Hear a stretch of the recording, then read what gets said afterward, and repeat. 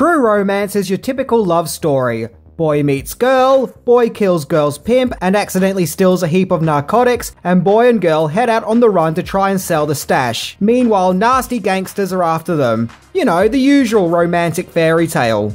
Released in 1993, Christian Slater plays Elvis fanatic Clarence, who one night meets Alabama, played by Patricia Arquette, where they instantly fall in love despite Alabama revealing to be a call girl who was hired as a birthday present for Clarence, and they get married. Clarence tries to get Alabama out of her current employment with seedy street thugs, which starts a mad spiral of events in this heartfelt movie which features memorable witty dialogue and a cast of unique characters with many famous faces turning up along the way, of which I won't mention them all or we will be here all day, as there are so many and I know that some of you have kids to feed and bills to pay.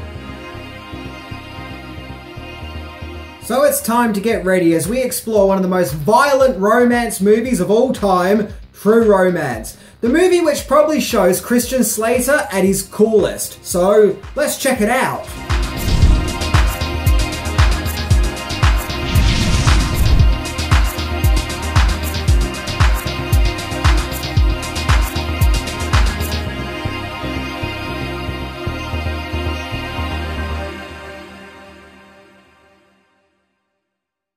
Number 10, True Romance was one of Quentin Tarantino's first scripts.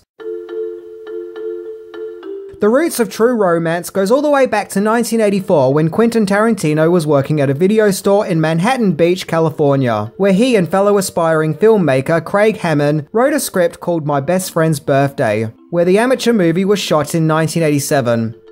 The low-budget movie was shot on a black and white 16mm camera, and Tarantino not only co-wrote the movie but also directed and starred in it. The DNA of True Romance can be seen in My Best Friend's Birthday, where the main character is also called Clarence, who is an Elvis fanatic, this time played by Tarantino, in a plot which, like True Romance, involves hiring a cool girl as a birthday present. According to online reviews, the movie is very early Tarantino and doesn't feel as polished as his later work, or have as much substance to it, but it's a start. Apparently there were issues making the movie, with only 70 minutes of My Best Friend's Birthday being completed, and then most of the movie got destroyed in a lab fire, with now only 36 minutes of the movie existing. People who have seen it, or at least seen the 36 minutes of it, say that it's an interesting insight to see what an early Tarantino was like. Number 9, Tarantino ditched True Romance to make Reservoir Dogs. Tarantino took elements from My Best Friend's Birthday and wrote the script for True Romance, and he had intended it to be his directorial debut. And also at that time, he wrote the script for what would be his big first breakout film, Reservoir Dogs. Tarantino took his scripts to Top Gun and Beverly Hills Cop 2 director Tony Scott, and Scott was instantly impressed with both scripts and wanted to direct both True Romance and Reservoir Dogs. But Tarantino was keen to get established as a director, and told Scott that he could only direct one, and Scott chose True Romance. So because of this decision, Tarantino got to work in directing Reservoir Dogs, and well, the rest was history. Number 8, Natural Born Killers evolved from True Romance. Without a doubt, there's striking parallels between the script for True Romance and another Tarantino script, Natural Born Killers, which is also about a young couple who instantly fall in love and aloof and find themselves in a life of crime with many misadventures taking place. That's because Natural Born Killers started off as a byproduct of True Romance. You see, in the original script, the Clarence character was writing a script for a movie which was a fictionalized version of his love affair with Alabama, where they go on a crazed murderous rampage, creating a movie within a movie scenario. However, this made the script for True Romance to be massive, so Tarantino split the script in two, with the fictionalized story in True Romance now being its own movie script, which would become Natural Born Killers, of which Tarantino sold that script to Oliver Stone, where legend has it, Tarantino was so dissatisfied with the changes Stone had made to Natural Born Killers, he disowned the movie, and Natural Born Killers would be released 11 months after the release of True Romance. I would imagine that to some it would have been a bit confusing, having two Tarantino-related movies coming out quite close to each other and having similar stories. But yeah, Natural Born Killers was meant to be a far-out fictionalized version of True Romance, be that intended to be in True Romance itself. Number 7. Comic book inspiration. It seems clear that Quentin Tarantino is a fan of old-school comics. His big hit movie Pulp Fiction was named after old, crime-themed pulp comics, and even Reservoir Dogs has winks and nods to the Silver Surfer comic books. And True Romance is no exception, when we learn that the Clarence character works at a comic book store, where we also learn that it doesn't pay well, but that's okay to him as he gets to read comics and listen to music. Okay, I'm starting to think that Clarence is my spirit animal.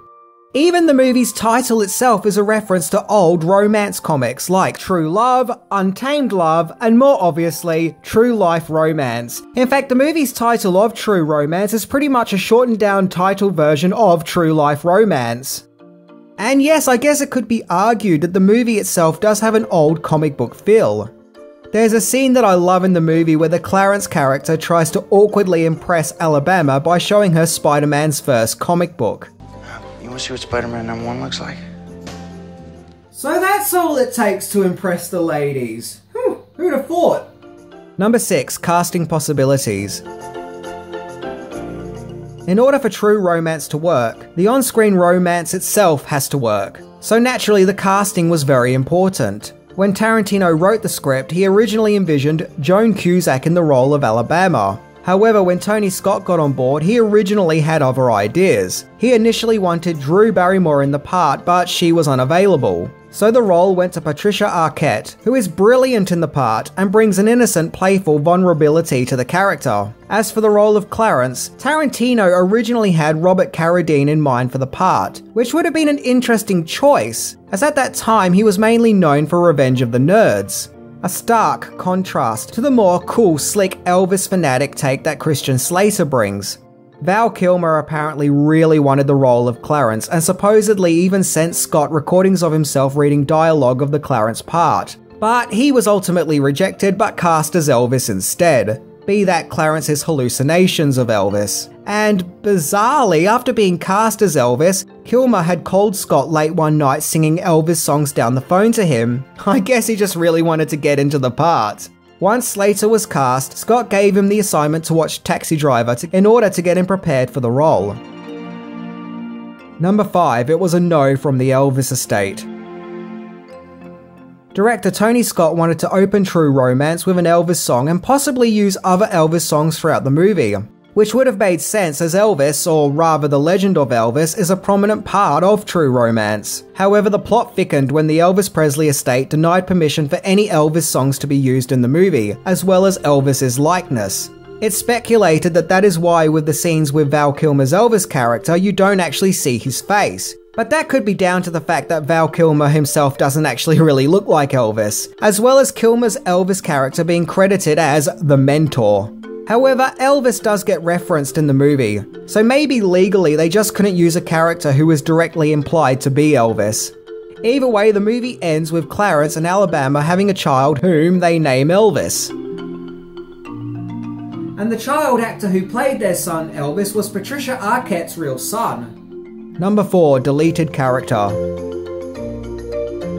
As mentioned, there are many famous faces showing up throughout True Romance, with many of them giving memorable performances, including but not limited to Gary Oldman, Christopher Walken, Brad Pitt, Dennis Hopper, Bronson Pinchot, Chris Penn, Samuel L. Jackson, and James Gandolfini, among many others. The movie itself is like a who's who of cameos. However, one well-known actor wasn't so lucky and had their scene cut from the final film, and that was none other than movie funny man Jack Black. It was the scene where Clarence and Alabama are watching a kung fu movie at a late-night movie theatre. The scene actually ended with Black playing a rather irate usher who starts yelling at everyone, ordering them to go home. Now, to be fair, it was a brief scene, and at that stage Jack Black wasn't as well known. So I can imagine the scene ending up on the cutting room floor. Sadly, in the early to mid-90s, Black didn't have the best of luck when it came to starring in small parts in movies, as he was also deleted from early cuts of the movie Waterworld 2. Number 3. On-set quirks. So in True Romance, Gary Oldman had a brief but memorable role of the street pimp Drexel, a character who is seen with a damaged eyeball and dreadlocks. Well, the dreadlock wig that was made for Oldman was made by the same wig maker who made Oldman's wigs for Bram Stoker's Dracula. And the character's damage eye was an eye lens that Oldman had previously worn to play Dracula. So it was Oldman's previous experience as Dracula that really helped to bring Drexel to life. Then there's the famous scene where Clarence rides a roller coaster with the Elliot and Dick characters to negotiate a drug deal. Filming that scene was no walk in the park for Bronson Pinchot and Michael Rappaport, as Pinchot suffered vertigo and Rappaport suffered motion sickness. And in order to achieve that scene, they had to ride the roller coaster 5 times. I can only imagine how bad that must have been for them. For the scene where Dennis Hopper's character dies, Hopper was none too happy about having a gun so close to his head. I mean, you can't really blame him. Director Scott assured him that it was perfectly safe, and not wanting his actors to do anything that he wouldn't do, tried to prove to Hopper that the gun was safe by firing it at his own head. The only problem is the barrel of the gun flung out and left Scott with a minor injury in the form of a small hole in his head. The irony being that could have happened to Hopper had he not voiced his concerns. And I read in some sources, in order to get Patricia Arquette in an emotional state in some scenes, director Tony Scott would slap her. Now, it was done with her permission, according to the sources that I read, but yeah, still. And yes, as the sources state, I think it's safe to say that that would not happen these days, like no. Number 2, original ending. Despite being a pretty violent movie with plenty of blood and carnage, True Romance does have a pretty happy fairy tale ending, where we see Clarence and Alabama go on to live happily ever after. However, this isn't how Tarantino's original script ended. Originally, Clarence was to die in the final shootout scene, with Alabama fleeing with the money and bringing up their son on her own, giving the movie more of a tragic love story feel. But director Tony Scott wanted a happier ending as he fell in love with the characters and wanted the movie to end with them living happily ever after. Tarantino was originally against this change and voiced his opinions, but after seeing the final film, he supposedly agreed with Scott that it was the right thing to do to keep Clarence alive after all. That wasn't the only changes that Scott made to the script. The original script was meant to be non-linear, like Reservoir Dogs and Pulp Fiction, whereas Scott made it more of a straightforward story, with the beginning, middle, and end all in sequence. Number 1, loved but unsuccessful. One of the most dynamic action movies of the 90s. Exhilarating, superb, a gleefully immoral road movie, and the movie is dynamite. These are just some of the things that the critics had to say about True Romance upon its release, as the movie got critical acclaim and seemed to really resonate with the sometimes often crusty critics, who otherwise probably wouldn't have liked True Romance, which is a good thing. Sadly though, True Romance was a box office failure, only bringing in $12.6 million on a $12.5 million budget. Yep, it was loved by the critics, but audiences were yet to catch on. However, with the passing of time, and probably due to the increasing success of Tarantino, audiences did start to notice True Romance, and see it for the great movie that it is, where it would go on to get cult status, to the point where it's often hailed as one of the greatest movies of the 90s, and one of Tony Scott's best films. Empire even ranked it as 83rd in a list of greatest movies of all time. So True Romance wasn't really noticed when it came out, but oh boy, when it was noticed, did people ever fall in love with this movie. True Romance may be oddball and immoral, and a violent road movie, but that just adds to its appeal. But to me, the true heart of True Romance is that underneath all the carnage, it's a simple and yet really sweet love story. A love story of two lost souls coming together and finding eternal companionship. A companionship which quite literally turns the world around them upside down. I think it's a shame that Tarantino didn't write more violent fairy tale-esque romance stories, as he seems to be really good at it.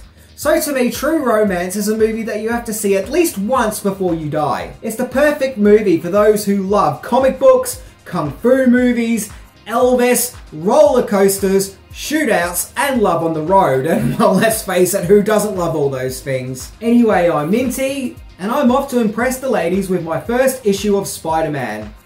See ya!